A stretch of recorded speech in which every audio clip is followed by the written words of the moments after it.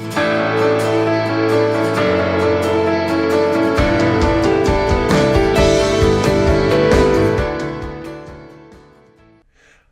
I'm Brendan Mills from CFO Dynamics, and in today's video I want to take you through the process of how to minimize foreign exchange variances in your system.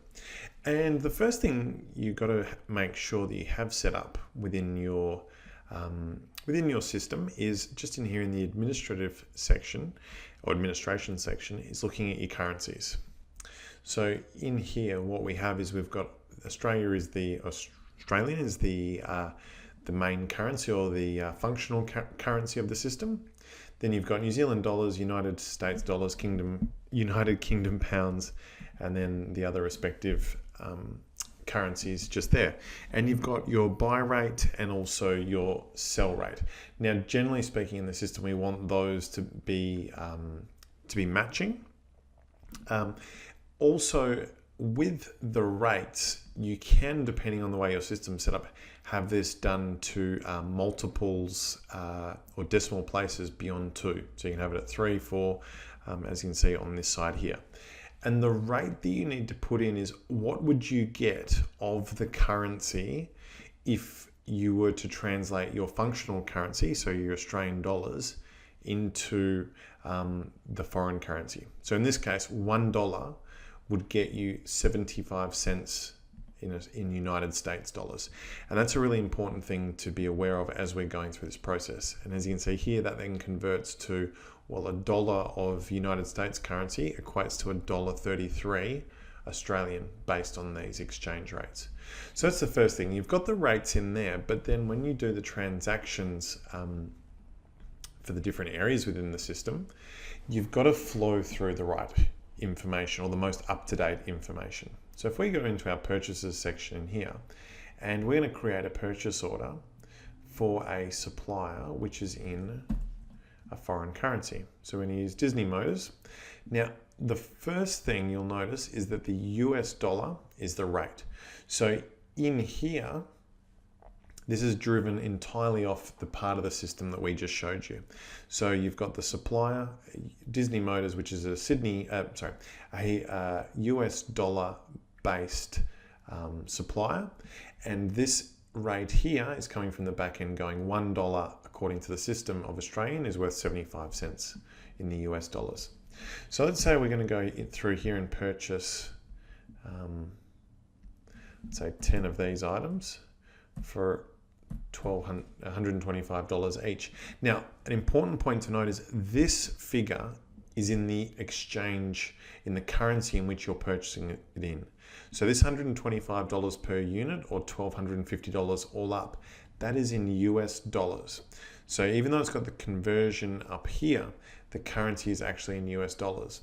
So what we need to do and what we highly recommend is getting, as at the point in time that you create this purchase order, you get the exchange rate down to a finite or a very specific amount. So let's say, for example, it was at 0.74356.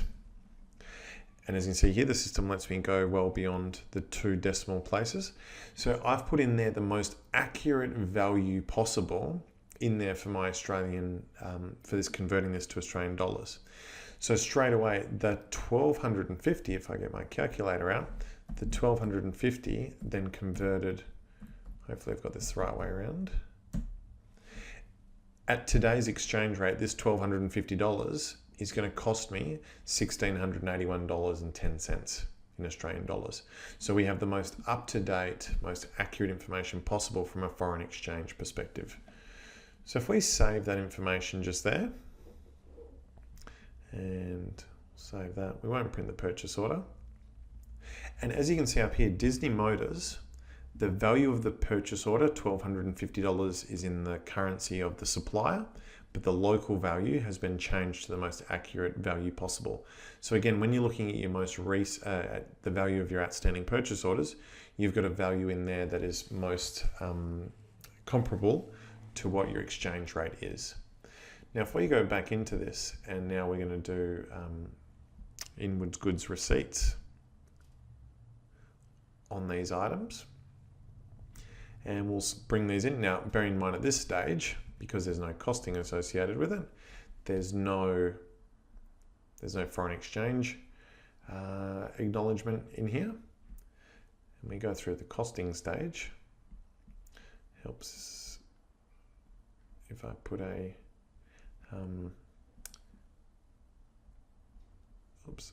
cancel out of that. Helps if I put an appropriate date in there. So if we go through to the costing stage and pass through here, so we've receipted the stock. Now, the costing information, again, the exchange rate, just here, see how that updates with the purchase order information that you have. Now, what may happen is with the foreign exchange rate, or what more than likely will happen, especially when you're getting down to 5 decimal places, is that exchange rate when you go to cost your invoice is going to be different to what you had at the purchase order stage.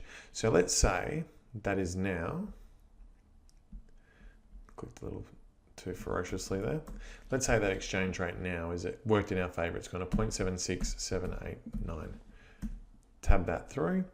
We're not going to worry about any on cost in here, as I've said in other videos. We'll show you other videos where we go through this process in more detail.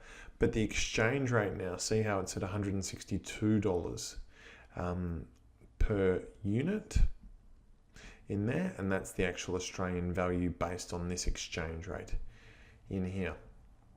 So if we go ahead and process those costings, and we won't worry about updating those prices, but it gives me the most accurate landed cost there possible, and it also minimizes the foreign exchange variance.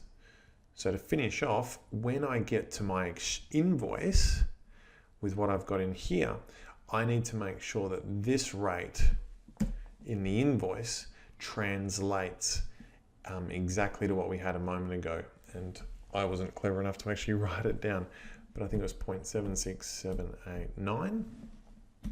That way, now this red signifies that we've actually changed the exchange rate from what's in the system, which is what we want it to be. We want this to be as particular and as specific as possible. Let's put an invoice number in there.